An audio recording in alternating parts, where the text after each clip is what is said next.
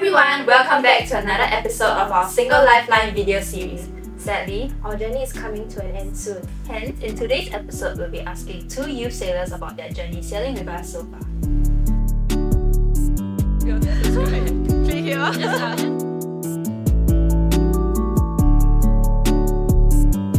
And today we have Tasha and Val. Before we begin, could the both of you do a short introduction about yourselves? Hi, I'm Valencia. I'm 20 this year. I'm currently in my final year at Ngee Polytechnic. Hi, my name is Tasha and I'm 21 this year and I'm also in my final year in community development.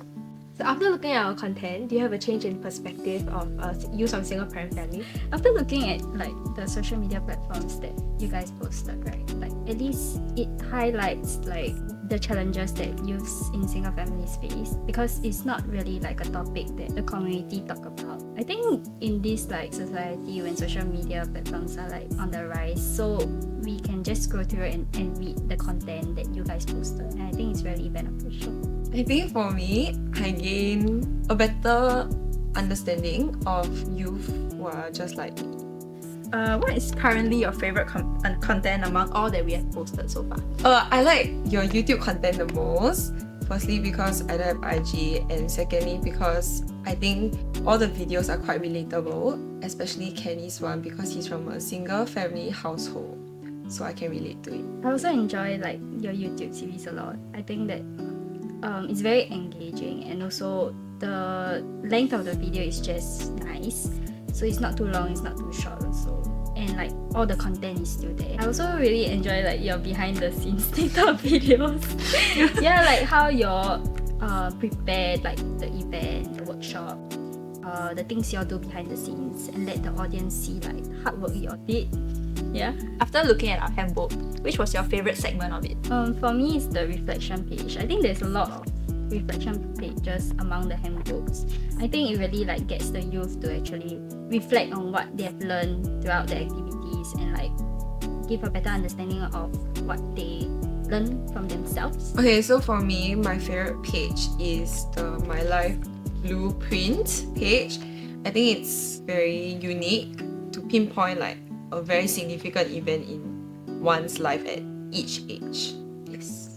So what is one area you think we did well and could improve on in this advocacy campaign? So one thing I think you guys did well for this advocacy campaign is your YouTube videos. I think it's very well edited. The questions you guys asked the youths were very like insightful.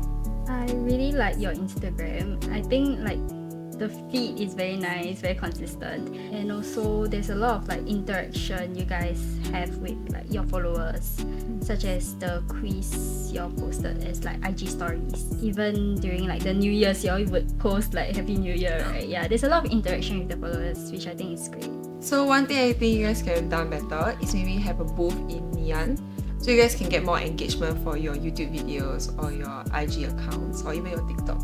Yeah. I think in addition is like the people in Ngee Polytechnic, the age range is quite suited for your advocacy campaign, right? So I think if you can target like MP students also, it would be great. Y'all will have like higher engagement also. Okay, so what is one thing you wish you could have seen in our advocacy campaign?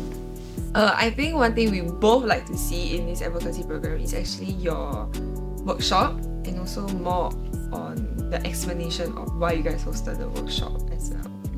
I think in addition is more of like the purpose of the workshop also, and then like people you work with, Like the behind the scenes, behind the yeah. scenes, yeah.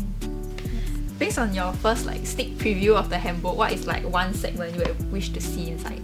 I think like you guys can include more channels of expression, like other than writing, there can be like drawings or like even making use of color pencils to make the book more colorful rather than just like writing.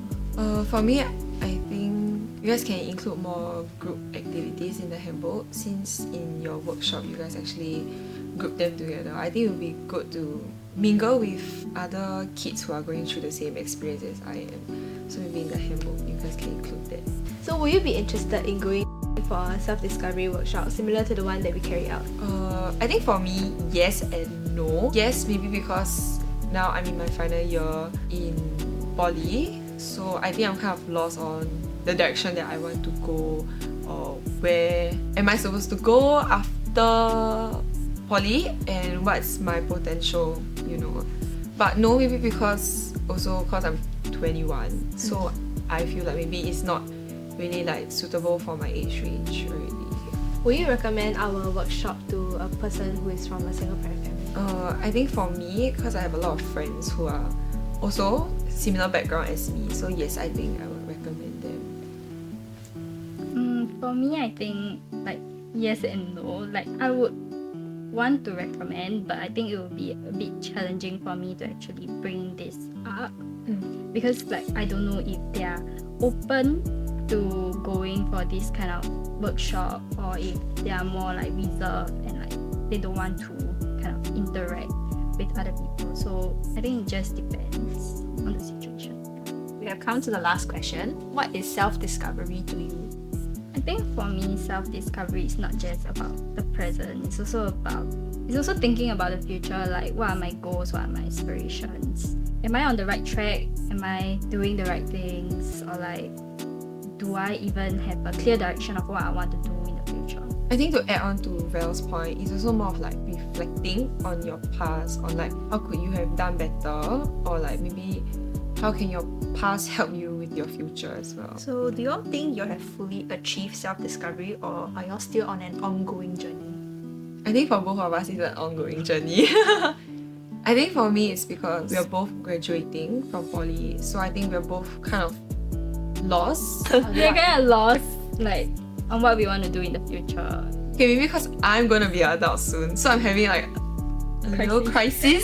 I think like for us, we are like hitting the big two already. Are we able to go into the university we want, like the course we like, and then we are just halfway there. Like we are considered adults, like legals, but yet we are also still youths. We are still like growing. We are still learning about ourselves. So we are really like stuck in the middle. Like we experience adult stress, like money issues, like future goals, careers. Are we going to do what we like in the future? Yet we are actually just still students. I think maybe our peers, we can all like relate to each other on this, like the stresses. So I think we are just still in an ongoing journey.